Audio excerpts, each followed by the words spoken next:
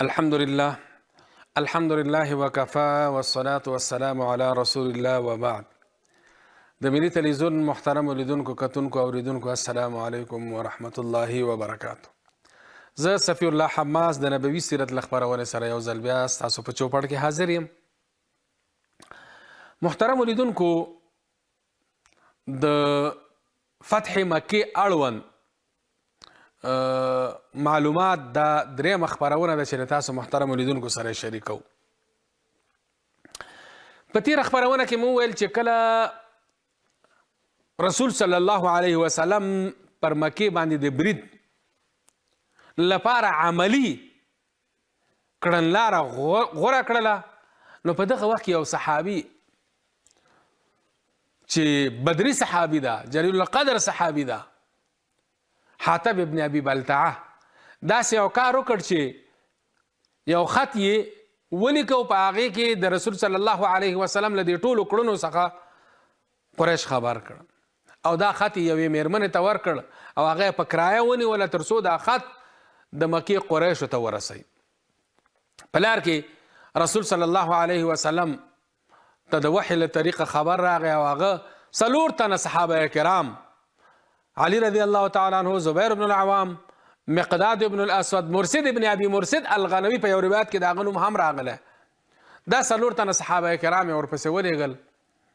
کله چې زیخاخ په نامه باندې یو ځای سیمه ده، هلته چې کله دا مېرمنې سره مخ شو نو ورته وویل چې هغه خط راکړه. هغې په لومړي سر کې انکار وکړ، خو بیا چې پوه شو چې دا صحابه کرام په هر صورت دغه خط غواړي، نو بیا ورته ویل چې یو طرف ته شئ او خپلې کمسۍ یې خلاصې کړې او هغه خط یې راواخیسته.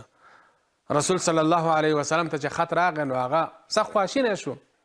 حاتب ابن ابي بلتعه یې راوغوښته او ترې پوښتنه یې وکړله چې دا کار دې ولې وکړ؟ هغه ورته ویل چې یا رسول الله زما یو مجبوري وه. لومړی خو د خپل ځان په اړه داسې وویل چې زه نه مرتد شوی یم او نه مې کوم بل دین غوره کړی، پر اسلام باندې قایم یم، له الله او د هغه رسول سره مینه لرم، البته زما یوه مجبوري وه. مجبوري محترم لیدونکو دا وه چې د چې کله رسول صلی الله علیه وسلم د هغه مجبوري بیان کړه نو په دې الفاظو یې بیان کړه چې یا رسول الله زما ټوله کورنۍ په مکه کې ده، په داسې حال کې چې زه په مکه کې څوک خپلوان نه لرم. خدای مکړه که حالات رینګلی شي د قریشو او د مسلمانانو ترمنځ جګړه رامنځته شي، هسې نه قریش زما کورنۍ ته تاوان او زیان ورسوي، نو راځئ یو ښېګڼه ورسره وکړه. او هغه ښېګڼه همداسې وه چې ما د دې جګړې له حال څخه قریش خبرول. روایت کې راځي چې په دغه وخت کې عمر رضی الله تعالی عنه هم موجود و. هغه ویل چې یا رسول الله ما ته امر وکړه چې زه العیاذ بالله د دغه مرتد دا سر له تنه جدا کړم. رسول صلی الله علیه وسلم هغه منع کړ او ورته یې وفرمیل چې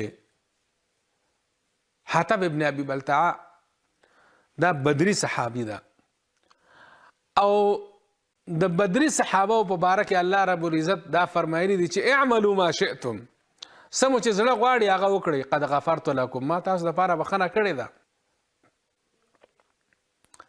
حاتب ابن ابي بلتعه ته رسول صلی الله علیه وسلم بخښنه وکړه، خو لږ وروستو، ځکه چې د جنگ د اصولو خلاف کړنه ترېنه سرست شوې وه. داسې یو عمل چې هغه د الله او د هغه د رسول خوښ نه و. خو دا د حاتب ابن ابي بلتعه اجتهادي تېروتنه وه چې الله ورته بیرته بخښنه هم وکړله. حاتب ابن ابي بلتعه رسول صلی الله علیه وسلم ته دا هم وویل چې زما د کورنۍ د غړو د ساتلو لپاره هلته څوک نشته، په داسې حال کې چې د نورو صحابه کرامو هلته یو نه یو څوک شته ده، د کورنۍ یو څوک غړي شته، که حالات څومره ترینګلی شي خراب شي نو داسې څوک شته ده چې د نورو کسانو کورنۍ یا د فامیل غړو ته پناه ورکړي. لکه خپله د رسول صلی الله علیه وسلم پوره ټبر هلته پروت و، دغه راز د ابوبکر صدیق رضی الله تعالی عنه، همدغه راز د عمر رضی الله عنه پوره قبیله والته، د عثمان رضی الله عنه، د نورو ټولو صحابه کرام یو نه څوک خپلوان هلته و. یوازې حاتب ابن ابي بلتعه داسې و چې د هغه هلته څوک نه و. نو هغه غوښتل چې په دغه لار به زه د قریشو زړه خپل کم او هغه به زما د کورنۍ سره خره بیا وکړي. دا د هغه خپل نظر و چې وعید هم پرې راغی، توبه یې هم وکړله او بیا الله بخښنه هم ورته وکړله. رسول صلی الله علیه وسلم معاف کړ.